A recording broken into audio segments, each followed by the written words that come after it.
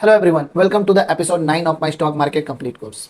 इस एक वीडियो में मैं आपको स्टॉक मार्केट फंडामेंटल एनालिसिस का कंप्लीट क्रक्स बताने वाला हूं। कंप्लीट क्रक्स कहने का मतलब ये हुआ कि पिछले 8 एपिसोड्स में मैंने जो भी पढ़ाया है उन सबको और इस वीडियो में भी मैं बहुत सारी नई पॉइंट्स को डिस्कस करूंगा। मतलब आप कैसे किसी कंपनी में इन्वेस्टमेंट डिसीजन को ले, यानी अगर आपको किसी भी कंपनी में इन्वेस्ट करना है तो आप कैसे एनालाइज करोगे, मैं कंप्लीट प्रोसेस इसमें बताने वाला हूं। अगर आप हमारे इस वीडियो को देखते हैं तो आपको फंडामेंटल एनालिसिस के ऊपर और किसी भी वीडियो को देखने की जरूरत नहीं है और अपने टाइम वेस्ट करने की जरूरत नहीं है। इस एक वीडियो में मैं कंप्लीट क्रक्स बताने वाला हूं फंडामेंटल एनालिसिस के बारे में। तो आज का वीडियो बिना टाइम वेस्ट किए स्टार्ट करते हैं। बट वीडियो स्टार्ट करने के पहले मैं आपसे माफी चाहूंगा क्योंकि इस वीडियो को अपलोड करने में मैं थोड़ा वक्त लगा दिया। थोड़ी 25 से 26 दिन का गैप हो गया कुछ पर्सनल वजह से। बट आगे सारी वीडियो कंटिन्यू आएंगे और आप हमारे यूट्यूब चैनल के साथ बने रहो। मैंने फंडामेंटल एनालिसिस के ऊपर एक कंप्लीट पीडीएफ बनाया है, एक कंप्लीट क्रक्स का पीडीएफ बनाया है। तो जैसा कि आप स्क्रीन पे देख सकते हैं, ये है part 9 crux of complete fundamental analysis of the company. इसमें पहले ये समझते हैं, अगर अपने को किसी भी कंपनी में इन्वेस्ट करना हो तो इन्वेस्ट करने के लिए किन किन बातों को ध्यान में रखना पड़ता है, क्या क्या एनालिसिस हमें करने पड़ती है। इसके लिए हमें सबसे पहले कंपनी को समझना पड़ता है, अंडरस्टैंडिंग कंपनी को समझना पड़ता है। उसके बाद उसके फाइनेंस को समझना पड़ता है। अब कंपनी में क्या समझेंगे, तो कंपनी के लिए अगर आप किसी कंपनी को समझना चाहते हो तो इसके लिए आपको कंपनी का बिजनेस एंड प्रोडक्ट के बारे में समझना पड़ेगा कि कंपनी किस तरह के बिजनेस कर रही है और किस तरह के प्रोडक्ट में कंपनी डील कर रही है। कंपनी का बिजनेस सेगमेंट, कंपनी मैन्युफैक्चरिंग कर रही है या सर्विस कर रही है, किस तरह के प्रोडक्ट में डील कर रही है, कंपनी एक सिंगल लाइन का प्रोडक्ट बना रही है या मल्टीपल प्रोडक्ट में एंगेज है। जैसे आपको पता होगा आईटीसी मल्टीपल प्रोडक्ट में एंगेज है। आईटीसी पेपर मेकिंग का काम करती है, होटल डिवीजन में है, सिगरेट मैन्युफैक्चरिंग में है। इसके अलावा आईटीसी एफएमसीजी सेक्टर में भी है। तो अगर कोई कंपनी एक से ज्यादा प्रोडक्ट बनाती है तो उसे मल्टी प्रोडक्ट कंपनी बोलते हैं। कोई कंपनी ऐसी होती है जो सिंगल लाइन के प्रोडक्ट में डील कर रहे होते हैं। तो अपने कंपनी के बिजनेस एंड प्रोडक्ट को समझेंगे। उसके बाद कंपनी के पास फ्यूचर में कितने ऑर्डर से इसे समझेंगे, क्योंकि अगर कंपनी के पास फ्यूचर में धंधा ना हो करने के लिए, कंपनी के पास ऑर्डर ना हो बड़े बड़े, तो उस कंपनी का फ्यूचर उतना खास नहीं होता है। उसके बाद अपने सेकंड स्टेज में फाइनेंस को स्टडी करेंगे, कंपनी का financial position and financial performance. Company क्या पोजीशन, क्या मार्केट में, कंपनी कैसा फाइनेंशियली परफॉर्म कर रही है, इसे समझेंगे। परफॉर्मेंस का मतलब ये हुआ कि कंपनी अच्छे सेल कर पा रही है कि नहीं, कंपनी का प्रॉफिट जनरेशन प्रॉपर हो रहा है कि नहीं, कंपनी के प्रॉफिट एंड सेल्स ग्रोथ हो रहे हैं कि नहीं टाइम टू टाइम। पोजीशन का मतलब कंपनी के पास रिजर्व्स है यानी कंपनी के पास कितने की प्रॉपर्टी है, इन्वेस्टमेंट है, इन सभी चीजों को समझते हैं अपने, तो इसे बोलते हैं फाइनेंशियल एनालिसिस करना। ओके, तो हमने अपने पिछले 8 वीडियो में फाइनेंस रिलेटेड बहुत सारी चीजों पे चर्चा किया। उन सारी चीजों को मैं यहाँ पे कंक्लूड करूंगा और कुछ नई पॉइंट्स को भी मैं डिस्कस करूंगा। तो मैंने आपको बताया कि किसी भी कंपनी को समझने के लिए दो चीजों को, किसी भी कंपनी में इन्वेस्ट करने के लिए बेसिकली अपने दो पॉइंट्स को कंसीडर करते हैं। एक उस कंपनी को समझना, दूसरे उसके फाइनेंस को समझना। तो let us start with finance. पहले हम फाइनेंस को डील करेंगे, उसके बाद कंपनी को समझेंगे। तो अगर आप किसी कंपनी के फाइनेंशियल परफॉर्मेंस एंड पोजीशन को समझना चाहते हो तो मैंने आपको बताया था कि इसके लिए मैंने पार्ट 1 टू पार्ट 8 ऑलरेडी मैं अपलोड कर दिया हूं। इनको आप जरूर देखें। और इस वीडियो में यानी पार्ट 1 से लेकर 9 तक के कंप्लीट वीडियो में मैंने सिर्फ फाइनेंस और फाइनेंस के बारे में सिखाया है। तो अब पार्ट 9 में इस एपिसोड में मैं सारे फंडामेंटल एंड फाइनेंस को कंक्लूड करने जा रहा हूं। सबसे पहले किन किन चीजों को समझना पड़ता है, अगर आपको कंपनी का फाइनेंस समझना है तो उसके लिए अपने को किन किन चीजों को कंसिडर करना पड़ता है। सबसे पहले आती है बात साइज ऑफ द कंपनी की। साइज ऑफ द कंपनी यानी कंपनी छोटी है या कंपनी बड़ी है या कंपनी मिड साइज की है। मैंने आपको बताया था कि किसी भी कंपनी को मार्केट कैपिटलाइजेशन के बेसिस पे 4 कैटेगरी में अपने डिवाइड कर सकते हैं, large cap, mid cap, small cap and Penney company. मैंने आपको बताया था कि अगर 20,000 करोड़ से ज्यादा वाली कंपनी है, किसी कंपनी का मार्केट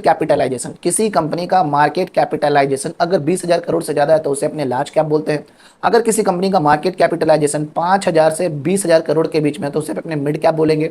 अगर किसी कंपनी का मार्केट कैपिटलाइजेशन 5,000 से करोड़ से कम है तो उसे अपने स्मॉल कैप बोलेंगे एंड 500 करोड़ से नीचे वाली कंपनी को अपने पैनी कंपनी बोलेंगे। मैंने आपको बताया था कि जितनी छोटी कंपनी उतनी ज्यादा रिस्क, और रिस्क ज्यादा होती है तो रिवॉर्ड भी ज्यादा होती है। तो लार्ज कैप कंपनी में रिस्क तो कम होते हैं बट कंपैरेटिवली रिटर्न ज्यादा होते हैं। मिड कैप में रिस्क और रिटर्न मॉडरेट लेवल का होता है। स्मॉल कैप में रिस्क ज्यादा होते हैं बट रिटर्न भी काफी शानदार होते हैं। और पेनी स्टॉक में तो काफी रिस्की कंपनी होती है, इसमें रिटर्न भी काफी ज्यादा होते हैं। बट अपने को प्रॉपर एनालिसिस के बेसिस पे, अगर हम चाहे वो पेनी स्टॉक हो, चाहे स्मॉल हो, चाहे मिड कैप हो, किसी भी कंपनी में अगर प्रॉपर एनालिसिस के बेसिस पे इन्वेस्ट करते हैं तो अपना प्रॉफिट जरूर बनेगा। ओके, तो पहला पॉइंट हमने जो डिस्कस किया वो था size of the company, mid cap, large cap, small और पैनी। अपने को पोर्टफोलियो, जब भी आप अपने पैसे को इन्वेस्ट करो तो किसी एक कंपनी में, किसी एक कैटेगरी की कंपनी में इन्वेस्ट नहीं करना चाहिए। आप किसी म्यूचुअल फंड में जब अपना पैसा इन्वेस्ट करते हो तो आपने देखा होगा म्यूचुअल फंड भी अपने टोटल इन्वेस्टमेंट का 25 से 30% लार्ज कैप में इन्वेस्ट करती है, कुछ पोर्शन वो मिड कैप में इन्वेस्ट करती है, कुछ स्मॉल कैप में। इस तरह से डाइवर्सिफाइड पोर्टफोलियो बनता है।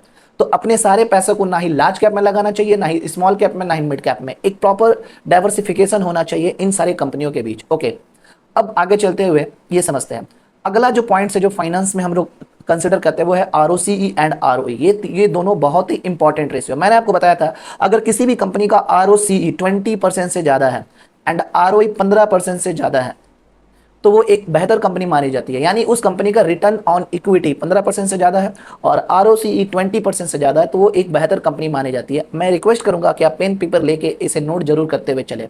ओके, अब ये ROCE और ROE मैंने अपने पिछले वीडियो में ऑलरेडी डिस्कस कर चुका हूं। तो ROCE और ROE 15 और 20% से ज़्यादा है तो वो एक कंपनी बेहतर कंपनी मानी जाती है। इसके अलावा जो हम फाइनेंस में कंसिडर करते हैं वो होता है कंपनी के sales and profit growth. Company के सेल्स एंड प्रॉफिट ग्रोथ दोनों होना चाहिए। कंपनी सेल्स भी कर रही है, प्रॉफिट भी जनरेट कर रही है, बट उनकी प्रॉफिट एंड सेल्स में ग्रोथ नहीं हो रहा है। तो अगर ग्रोथ नहीं हो रहा है तो आपके वेल्थ भी ग्रोथ नहीं होंगे, आपके इन्वेस्टमेंट भी ग्रो नहीं करेगा। इसलिए कंपनी का सेल्स एंड प्रॉफिट दोनों ग्रो होना चाहिए और ये ग्रोथ क्वार्टर एंड ईयर दोनों होना चाहिए। क्वार्टरली भी ग्रो होना चाहिए और ईयरली भी ग्रो होना चाहिए। इसके लिए हम देखते हैं सेल्स और प्रॉफिट में CAGR, compound annual growth rate, किस रेट से कंपनी का प्रॉफिट एंड सेल्स ग्रो कर रहा है। इसको मैं अभी स्क्रीनर के ऊपर लेके चलूंगा और मैं आपको बताऊंगा कि CAGR क्या होता है और CAGR कैसे कंप्यूट होता है। ओके, तो किसी भी कंपनी का सेल्स और प्रॉफिट में ग्रोथ होना चाहिए। अब ये ग्रोथ का मतलब क्या होता है, ग्रोथ अपने स्क्रीनर पे जाके चेक करेंगे और वहां पे अपने CAGR देखेंगे किस रेट से कंपनी ग्रो कर रही है। ओके, CAGR के ऊपर मैं डिटेल वीडियो बनाऊंगा अलग से, बट इसमें मैं बस टर्मिनोलॉजी को समझेंगे कि CAGR मतलब एक पर्टिकुलर परसेंट से कंपनी का सेल्स एंड प्रॉफिट ग्रोथ होना चाहिए। अगला वैल्यूएशन। अगला जो फाइनेंस में अपने समझते हैं वो होता है वैल्यूएशन। अपने जब भी स्टॉक मार्केट में नए नए आते हैं तो नॉर्मली लोग ये गलती करते हैं कि किसी भी कंपनी का जब लोग देख रहे होते हैं कि शेयर प्राइस भाग रही है तो वो एक भागती हुई कंपनी में अपना पैसा इन्वेस्ट करते हैं और इसके रिजल्ट ये होता है कि जब वो कंपनी टॉप पे पहुंच जाते हैं तो बहुत सारे नौसीखे उस कंपनी में इन्वेस्ट करते हैं और अपना पैसा वो गवा देते हैं, क्योंकि टॉप पे जाने के बाद जब स्मार्ट मनी है उस कंपनी के शेयर्स को बेचने लगता है और उसके प्राइस गिर जाते हैं और हम अपने पैसों को इन्वेस्ट करके उस कंपनी में फंस जाते हैं। तो कभी भी इन्वेस्टमेंट करने के पहले उसका वैल्यूएशन जरूर चेक करना चाहिए। अगर कोई कंपनी बढ़िया है, शानदार है, तो इसका मतलब ये नहीं कि आप उसमें इन्वेस्ट कर दो। एक प्रॉपर टाइम होता है इन्वेस्टमेंट करने के लिए, इसके लिए अपने टेक्निकल एनालिसिस सीखेंगे। But for the time being मैं आपको बता दूं, अगर आप करेक्ट वैल्यूएशन पे किसी कंपनी का शेयर बाय करते हो, एक राइट प्राइस पे बाय करते हो, तो आप अपना वेल्थ जनरेट कर पाओगे। अगर एक कंपनी है जो 100 रुपया, जिसका शेयर डिजर्व कर रही है, उसका प्राइस 100 रुपया होनी चाहिए, बट वो ऑलरेडी 250 पे पहुंच चुका और आप 250 पे बाई कर रहे हो, तो इसकी ज़्यादा प्रोबेबिलिटी है कि उसका प्राइस गिरेगा और वो अपने 100 रुपये को जरूर टच करेगा। इसलिए एक करेक्ट वैल्यूएशन पे शेयर को बाय करना एक स्मार्ट डिसीजन होता है। तो इसके लिए हम कैसे समझते हैं कि कंपनी में वैल्यूएशन, कब कंपनी की वैल्यूएशन कैसे समझते हैं, इसके लिए मैंने आपको बताया था कि हमेशा एक होती है अंडर वैल्यूड कंपनी, एक होती है अंडर वैल्यूड, एक होती है ओवर वैल्यूड। ओवर वैल्यूड करने का मतलब ये हुआ कि वो कंपनी महंगी है और अंडर वैल्यूड मतलब वो कंपनी सस्ती है। अपने को अंडर वैल्यूड कंपनी में इन्वेस्ट करना चाहिए। अब कैसे समझेंगे कि कोई कंपनी अंडर वैल्यूड है या ओवर वैल्यूड है? इसके लिए मैंने आपको कुछ कंपैरिजन रेशियो बताया था कि उस कंपनी का पीई उसके इंडस्ट्री पीई से कम होना चाहिए, पीई इंडस्ट्री पी से कम होना चाहिए। उस कंपनी का प्राइस टू बुक वैल्यू, यानी उस पहला पॉइंट वैल्यूएशन का ये है कि उस कंपनी का पीई इंडस्ट्री के पीई से कम होना चाहिए, यानी प्राइस टू अर्निंग उसके इंडस्ट्री पीई से कम होना चाहिए। प्राइस टू बुक वैल्यू 3 से कम होना चाहिए। ये मैंने अपने पिछले वीडियो में डिस्कस कर दिया कि पीई क्या होता है, प्राइस टू बुक वैल्यू क्या होता है। I have discuss all this thing. यहाँ पे मैं कंक्लूड कर रहा हूँ अपने पिछले सारे वीडियोस के टॉपिक को, और इस वीडियो में भी हम कुछ नई पॉइंट्स को डिस्कस करेंगे। और हमारे ये 9th वीडियो 2 पार्ट में होने वाला है। एक पार्ट में हम पहले सारे पॉइंट्स को कंक्लूड करेंगे और सेकंड पार्ट में हम नई नई चीज़ों को डिस्कस करेंगे। ओके, तो पी उसके इंडस्ट्री पी से कम होना चाहिए। सेकंड थिंग इज कि price to book value below 3 होना चाहिए। And third is PEG below 1 होना चाहिए। पीईजी एक इंपॉर्टेंट रेशियो होता है वैल्यूएशन करने के लिए। पीई ये जो है पीई टू इंडस्ट्री पीई, ये ओल्ड हो चुका है, ये एक ओल्ड फैशन है कंपनी का वैल्यूएशन करने के लिए। अभी आज के टाइम पे जो ट्रेंड में है वो है कंपनी का पीईजी, यानी price earning to growth ratio. ये 1 से कम होना चाहिए।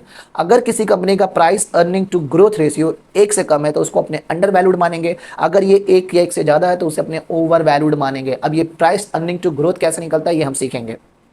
ओके, अगला है कि उस कंपनी का प्राइस, उस शेयर का प्राइस अपने 52 वीक हाई के आसपास नहीं होना चाहिए।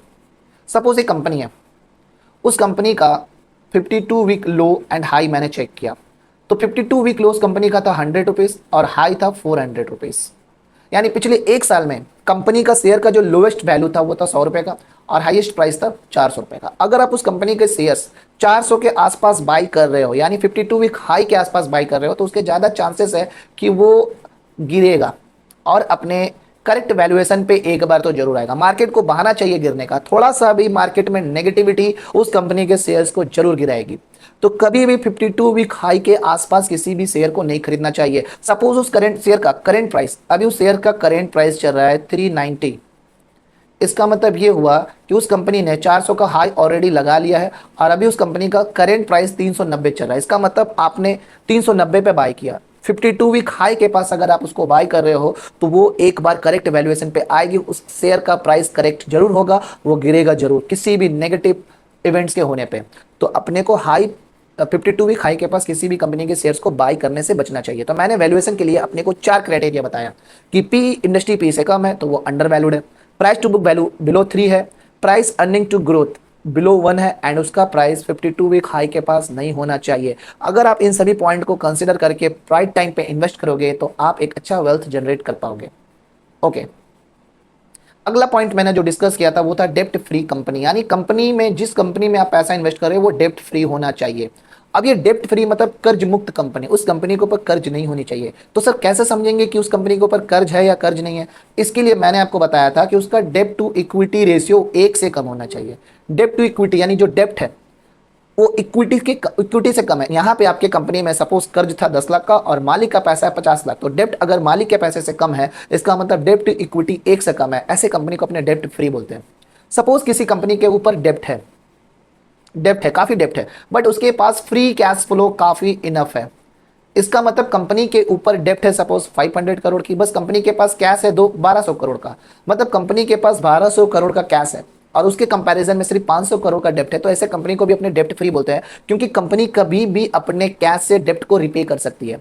तो अगर डेप्ट इज लेस देन, तो आप चेक कर सकते हो, मैंने यहाँ पे लिखा कि अगर किसी कंपनी का डेप्ट जो है वो less than free cash flow and reserve, okay, तो अगर किसी कंपनी का डेप्ट इतना ज्यादा नहीं है जितना उसके फ्री कैश फ्लो और उसके पास रिजर्व पड़ा हुआ है, तो ऐसे कंपनी को भी अपने डेप्ट फ्री कंपनी बोलते हैं। तो डेप्ट फ्री होने के 2 कंडीशन, डेप्ट टू इक्विटी 1 से कम होना चाहिए एंड सेकंड डेप्ट फ्री कैश फ्लो या रिजर्व से कम होना चाहिए। इसका मतलब उसके पास फ्री कैश फ्लो और रिजर्व इतना है कि वो अपने डेप्ट को कभी भी रिपे कर दे, तो ऐसे कंपनी को भी अपने डेप्ट फ्री कंपनी कंसीडर करते हैं। लेकिन मैं आपको एक पॉइंट बता दूं, ये डेप्ट टू इक्विटी रेशियो अप्लीकेबल नहीं होती है बैंकिंग एंड फाइनेंस कंपनी के ऊपर, क्योंकि भैया जो बैंकिंग एंड फाइनेंस वाली कंपनी होती है इनका काम ही होता है लोन लेना, लोन देना, कर्ज लेना, कर्ज देना, इनका काम होता है, इनका मेन बिजनेस है। तो इनके लिए डेप्ट टू इक्विटी रेशियो मायने नहीं रखती है।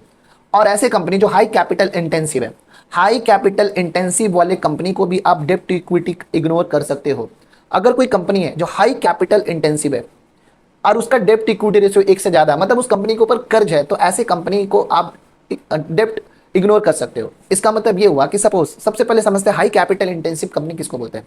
कुछ कंपनी ऐसी होती है जिसको लार्ज अमाउंट ऑफ इन्वेस्टमेंट चाहिए बिजनेस करने के लिए। इसका मतलब उनको फिक्स एसेट्स पे ह्यूज अमाउंट का एक्सपेंसेस करना पड़ता है, लाइक बड़े बड़े मशीन खरीदना, बड़े बड़े प्लांट्स खरीदने, बड़े बड़े फिक्स एसेट्स खरीदना और बहुत ढेर सारे इक्विपमेंट। तो अगर कोई कंपनी अपने machines, fix assets, equipment, plant, ये सब पे हैवी इन्वेस्टमेंट कर रहा है, इनके फिक्स एसेट्स की वैल्यू काफ़ी ज़्यादा है, तो ऐसे कंपनी को अपने हाई कैपिटल इंटेंसिव वाले कंपनी बोलते हैं। और ऐसे कंपनी के ऊपर डेप्ट होना लाजमी है। ऐसे कंपनी के ऊपर अगर ज़्यादा डेप्ट है तो इनको कोई फर्क नहीं पड़ता, क्योंकि बिना लोन लिए, बिना डेप्ट रेस किए ऐसे कंपनी अपने कैपिटल इन्वेस्टमेंट नहीं कर सकता। तो अगला जो फाइनेंशियल टर्म्स है वो मैंने जो आपको बताया था वो है प्रमोटर होल्डिंग। किसी भी कंपनी में प्रमोटर होल्डिंग प्लेज्ड नहीं होना चाहिए। प्लेज्ड मतलब गिरवी नहीं होना चाहिए। कभी कभी कंपनी क्या होता है, लोन लेने के लिए उनके जो प्रमोटर्स होते हैं, जो उनके फाउंडर्स, मेन मालिक जो होता है, वो अपने शेयर्स को गिरवी रख देता है बैंक में। सपोज आप किसी कंपनी के शेयर होल्डर हो, आपके पास कंपनी के 25% शेयर है, ओके। अब आप कंपनी के बेनिफिट के लिए आपने लोन लिया, लोन की सिक्योरिटी के तौर पे आपने अपने शेयर्स को प्लेज कर दिया, अपने शेयर को गिरवी रख के आपने लोन लिया। इसका मतलब आप हो कंपनी के प्रमोटर और आपने अपने शेयर को गिरवी रख के लोन लिया है, इसका मतलब आपके कंपनी में रिस्क है, ओके। तो उस कंपनी के, तो किसी भी कंपनी में प्रमोटर का जो शेयर्स है वो प्लेज नहीं होना चाहिए। अगर प्लेज है तो ऐसे कंपनी को अपने रिस्क की कंपनी कंसीडर करते हैं। फिर अगला जो इंपॉर्टेंट टर्म है वो है एफआईआई एंड डीआईआई का होल्डिंग। ये एक अच्छा इंडिकेशन है। अगर कोई कंपनी में एफआईआई और डीआईआई कंटिन्यूसली इन्वेस्ट करते जा रही है, किसी भी कंपनी में एफआईआई यानी फॉरेन इन्वेस्टर और अपने देश के डोमेस्टिक इन्वेस्टर्स इन्वेस्टमेंट करते जा रही है, अपनी इन्वेस्टमेंट को बढ़ाई जा रही है, अपनी होल्डिंग्स को बढ़ाई जा रही है, तो एक अच्छा इंडिकेशन है उस कंपनी में एक अच्छा अपॉर्चुनिटी बन सकती है इन्वेस्टमेंट करने के लिए। ओके, क्योंकि एफआईआई और डीआईआई के पास सोफिस्टिकेटेड मैनेजर्स होते हैं, ये अच्छा से वेल रिसर्च करके किसी भी कंपनी में अपना पैसा इन्वेस्ट करते हैं। तो अगर ये लोग अपनी कंपनी में किसी कंपनी में अपना इन्वेस्टमेंट होल्डिंग्स को बढ़ा रहे हैं तो ऐसे कंपनी में अपने भी इन्वेस्टमेंट या होल्डिंग्स को बढ़ाने की कंसिडर कर सकते हैं।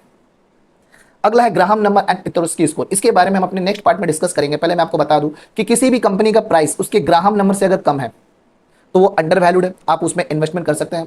एंड पित्रोस्की स्कोर अगर किसी कंपनी का 7 से ज्यादा है, अगर किसी कंपनी का 7 से ज्यादा पित्रोस्की स्कोर है, इसका मतलब वो कंपनी लॉन्ग टर्म इन्वेस्टमेंट के लिए बेस्ट सुटेबल बन सकती है। अब ये पित्रोस्की स्कोर और ग्राहम नंबर के बारे में हम अपने अगले पार्ट में डिस्कस करेंगे। ओके, तो इसके साथ तो ये सारे फाइनेंशियल टर्म्स है जिसको आप यूज कर सकते हो फंडामेंटल एनालिसिस के लिए। तो फंडामेंटल एनालिसिस के लिए ये सारे इंपॉर्टेंट टर्म्स को यूज करके आप किसी भी कंपनी में इन्वेस्टमेंट का डिसीजन ले सकते हो। अब इसके लिए हम आपको स्क्रीनर के ऊपर लेकर चलते हैं और एक कंपनी का कंप्लीट फंडामेंटल एनालिसिस करके समझते हैं कि कैसे किसी कंपनी में अपने इन्वेस्टमेंट डिसीजन को लेते हैं। ओके, इसके लिए आपको अपने क्रोम ब्राउजर पे आना है। क्रोम ब्राउजर पे आने के बाद आपको screener.in पे आना है। मैंने काफ़ी बार इस वेबसाइट के बारे में आपको बताया। कोई भी कंपनी जिसमें आप इन्वेस्टमेंट करने के लिए सोच रहे हो, आप इस कंपनी का सर्च करके आप उसका कंप्लीट एनालिसिस कर सकते हो। फॉर एग्जांपल मैं अभी HAL को हिंदुस्तान एरोनॉटिक लिमिटेड का कंप्लीट एनालिसिस करके दिखाऊंगा आपको। ये रहा हिंदुस्तान एरोनॉटिक लिमिटेड। सबसे पहले हम समझते हैं इनके फाइनेंस को। ओके, एक एक फाइनेंशियल पॉइंट को डिस्कस करेंगे और इसके बिजनेस प्रोडक्ट के बारे में समझेंगे। ठीक है, तो अभी मैंने जो भी फाइनेंशियल टर्म्स आपको बताया उसको मैं यहाँ पे लाइव दिखाने वाला हूँ। इसके बाद अपने नेक्स्ट पार्ट में कंपनी के बिजनेस, कंपनी के प्रोडक्ट के ऊपर भी डिस्कस करेंगे। ये रहा कंपनी के फाइनेंशियल टर्म्स। सबसे पहले समझते हैं मार्केट कैप। HAL का मार्केट, हिंदुस्तान एरोनॉटिक लिमिटेड, मैं बता दूं ये कंपनी हमारे देश में एयरक्राफ्ट मतलब हेलीकॉप्टर एंड फाइटर प्लेन की मैन्युफैक्चरिंग भी करती है, उसे रिपेयर एंड ओवरहॉलिंग का भी काम करती है। तो सबसे पहले इनके फाइनेंस को अपने समझते हैं। ये कंपनी का मार्केट कैप है 3,34,514 करोड़। इसका मतलब हम बोल सकते हैं कि ये एक लार्ज कैप वाली कंपनी है। ओके, सेकंड, इस कंपनी का ROCE आप देख सकते हो, ROCE 33.9% है एंड ROE 26.1% है। मैंने बताया था कि ROE 15% से ज़्यादा और ROCE 20% से ज़्यादा है तो वो कंपनी अच्छा परफॉर्म कर रही है, फाइनेंशियली अच्छा परफॉर्म कर रही है, वो कंपनी अच्छा रिटर्न जनरेट करके अपने इन्वेस्टर को दे रही है। तो इस कंपनी का ROE 26.1% है एंड ROCE 33.9% है। ओके, इस कंपनी का जो PE रेशियो है वो है 40 और इसका इंडस्ट्री PE जो है वो है 90.7, मतलब PE इंडस्ट्री PE से कम है तो ये कंपनी को अपने अंडर वैल्यूड कंपनी समझ सकते हैं। और इस कंपनी का जो PEG है वो 1.64 है। मैंने आपको बताया था कि PEG बिलो 1 अपने अंडर वैल्यूड समझते हैं, तो 1.64 यानी PG के हिसाब से कंपनी थोड़ी सी ओवर वैल्यूड है। और अगर प्राइस टू बुक वैल्यू देखें तो प्राइस टू बुक वैल्यू के हिसाब से भी ये 9.56 है। मैंने बताया था कि प्राइस टू बुक वैल्यू किसी भी कंपनी का 3 से कम होना चाहिए तब उस कंपनी को अपने अंडर वैल्यूड समझते हैं। इसका मतलब स्टॉक पी इंडस्ट्री पी से कम है उसके हिसाब से अंडर वैल्यूड है, बट 2 क्राइटेरिया के हिसाब से ये ओवर वैल्यूड है। ओके, तो लगभग ये कंपनी ओवरऑल अपने बात करें तो ये कंपनी ओवर वैल्यूड है। और इस कंपनी का आप चेक कर सकते हो 52 वीक का हाई 5,675, लो था 3,046 और अभी कंपनी का करेंट प्राइस है 5,001 रुपया। इसका मतलब ये कंपनी अपने 52 वीक हाई के पास ट्रेड हो रही है, तो इसको बोल सकते हैं ये कंपनी फिलहाल के लिए ओवर वैल्यूड मानी जा सकती है। ओके, तो अब आप देख सकते हो अगली पॉइंट,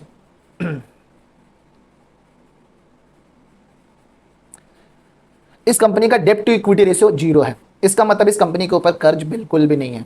ओके, इस कंपनी के फ्री कैश फ्लो 11,890 करोड़ का है और रिजर्व कंपनी के पास 34,647 करोड़ का। इसका मतलब अगर इस कंपनी के ऊपर डेब्ट होती भी, आप चेक कर सकते हो इस कंपनी का डेब्ट है 1.16 करोड़। इसका मतलब सिर्फ 1 करोड़, लगभग 1 करोड़ का डेप्ट है। इसके कंपैरिजन में कंपनी के पास ह्यूज कैश फ्लो है और ह्यूज रिजर्व है, कंपनी अपना डेप्ट कभी भी चुका सकती है। तो ये कंपनी कंप्लीटली डेप्ट फ्री कंपनी है। इस कंपनी में प्रमोटर की होल्डिंग 71.6% है। मैं आपको बता दूं ये एक PSU है, गवर्नमेंट कंपनी है। इस कंपनी में मोर देन 50% की होल्डिंग गवर्नमेंट के पास है। अब प्रमोटर इसके प्रमोटर गवर्नमेंट है और गवर्नमेंट के पास मोर देन 50% की होल्डिंग है और इनके प्रमोटर के पास 71.6% की होल्डिंग है और प्लेज्ड परसेंटेज 0। इसका मतलब इनके प्रमोटर का एक भी शेयर प्लेज्ड नहीं है। इसके प्रमोटर ने अपने शेयर को गिरवी नहीं रखा है क्योंकि कंपनी के पास लोन है ही नहीं, डेप्ट है ही नहीं, तो शेयर को गिरवी रखने का सवाल ही पैदा नहीं होता है। ओके, अगला जो पॉइंट मैंने आपको बताया वो बताया पित्रोस्की स्कोर 6 है। इसका मतलब मैंने आपको बताया कि अगर किसी कंपनी का पित्रोस्की स्कोर 7 या उससे ज़्यादा है तो लॉन्ग टर्म के लिए फिट बैठती है। इसका 6 है, इसका मतलब अभी फिलहाल के लिए लॉन्ग टर्म के लिए फिट नहीं बैठ रही है। और इस कंपनी का ग्राहम नंबर 1213 है और ये अपना ग्राहम नंबर से काफ़ी ऊपर ट्रेड हो रही है, तो ये कंपनी ओवर वैल्यूड है। तो ये कंपनी ये कंपनी को हम बोल सकते हैं फिलहाल के लिए ये ओवर वैल्यूड है क्योंकि 4 क्राइटेरिया ओवर वैल्यूएशन के लिए 4 क्राइटेरिया ये फुलफिल कर रही है। ओके, अगला जो पॉइंट है डिविडेंड। ये कंपनी का जो डिविडेंड यील्ड है 0.70%। मैंने आपको बताया था कि डिविडेंड कैलकुलेट करने के लिए 3 पॉइंट होते हैं, यील्ड, पे out ratio and dividend rate. Yield हमेशा प्राइस पे कैलकुलेट होता है, इसका मतलब ये जो 0.70 का इल्ड है ये किस पे कैलकुलेट होगा, दिस प्राइस पे। तो कंपनी का जो शेयर प्राइस है 5001 रुपया, इसका 0.70% कंपनी डिविडेंड पे कर रही है फिलहाल। एक शेयर पे 35 रुपये का डिविडेंड पे कर रही है। ओके, तो इस तरह से हम किसी भी कंपनी के इंपॉर्टेंट टेक्निकल फाइनेंशियल टर्म्स को समझते हैं। अब आगे नीचे लेके चलते हैं आपको ग्रोथ के ऊपर। इसके अलावा मैंने आपको बताया था कि कंपनी का प्रॉफिट एंड सेल्स ग्रोथ होना चाहिए। तो इसके लिए अगर आप थोड़ा नीचे आओगे तो आपको दिखेगा, यहां से आप कंपनी का क्वार्टरली रिजल्ट चेक कर सकते हो। Quarterly result, company quarter wise क्या परफॉर्मेंस कर रही है। तो आप देख सकते हो मार्च 2022, जून 2022, ऐसे करते करते मार्च 2025 क्वार्टर तक का अपने को रिजल्ट अवेलेबल है। यहाँ पे आप यहाँ पे कंपैरिजन कर सकते हो कि कंपनी का सेल्स 11,000 करोड़ से 3,600 करोड़, 5,000, 5,600, 12,000, 3,000, 5,600, इस तरह से कंपनी का क्वार्टरली ग्रोथ आप चेक कर सकते हो। ये कंप्लीट एक statement of profit and loss है, जहां पे कंपनी अपने सेल में से खर्चों को माइनस करके प्रॉफिट कैलकुलेट करती है। ओके, जब आप थोड़ा नीचे आओगे तो ये क्वार्टरली रिजल्ट है कंपनी का। नीचे आने पे आपको दिखेगा कंपनी का प्रॉफिट एंड लॉस, ये कंपनी का ईयरली रिजल्ट है। आपको चेक करना है क्या ईयरली कंपनी ग्रोथ कर रही है कि नहीं। जी हाँ, कंपनी का ईयरली लास्ट 4 साल से अगर आप कंपैरिजन करोगे तो मार्च 2022 में कंपनी के जो सेल्स थे वो 24,000 करोड़, 26,000 करोड़, 30,000 करोड़, 381 करोड़, 30,981 करोड़। इसका मतलब कंपनी ईयरली ग्रो कर रही है, क्वार्टरली भी ग्रो कर रही है। और कंपनी का अगर ऑपरेटिंग प्रॉफिट देखें तो ऑपरेटिंग प्रॉफिट भी कंपनी का ग्रो कर रहा है, 5,000 से 6,600 करोड़, 9,752 करोड़। और लास्ट ईयर अब इस कंपनी को थोड़ा सा कम ऑपरेटिंग प्रॉफिट हुआ। और कंपनी का अगर ओवरऑल नेट प्रॉफिट देखते हैं तो नेट प्रॉफिट भी कंपनी की ग्रो कर रही है। मार्च 2022 में 5,225 करोड़, 510 करोड़, 10,225 करोड़ और 10,867 करोड़। तो इस तरह से कंपनी के sales, operating profit, net profit and profit after tax का आप कंपैरिजन कर सकते हो ईयर वाइज। ओके, अब आते हैं कंपाउंड एवरेज ग्रोथ पे। आप देख सकते हो कंपनी का जो कंपाउंड सेल्स ग्रोथ दिया हुआ है, कंपनी का जो सेल्स है, कंपनी का जो सेल है, ये कंपाउंड एनुअल ग्रोथ यानी सीएजीआर के बारे में हम अपने अगले वीडियो में डिटेल में डिस्कस करेंगे।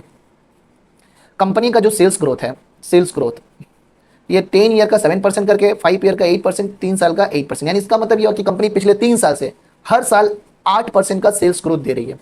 प्रॉफिट का बात करें तो कंपनी पिछले 10 साल से हर साल 13% का प्रॉफिट ग्रोथ दे रही है। और अगर पिछले 5 साल की बात करें तो पिछले 5 साल से कंपनी हर साल 24% की प्रॉफिट ग्रोथ दे रही है। और लास्ट 3 ईयर से कंपनी हर साल 18% का प्रॉफिट ग्रोथ दे रहा है। ओके, तो इस तरह से हम कंपनी का फंडामेंटल एनालिसिस, कंपनी के टोटली फाइनेंस को समझते हैं। तो अभी तक मैंने अपने 9 पार्ट में आपको कंपनी का कंप्लीट फाइनेंशियल स्टेटमेंट को समझना सिखाया, एक एक इंपॉर्टेंट टर्म्स के बारे में सिखाया। अगर आपको हमारी वीडियो इंफॉर्मेटिव लगे तो please do like, share and subscribe और अपना प्यार बना के रखें। हमारा वीडियो कंटिन्यू देखते रहे। इसका नेक्स्ट पार्ट मैं जल्दी रिलीज करने वाला हूँ। थैंक यू सो मच, मिलते हैं अपने नेक्स्ट पार्ट में। जय हिंद।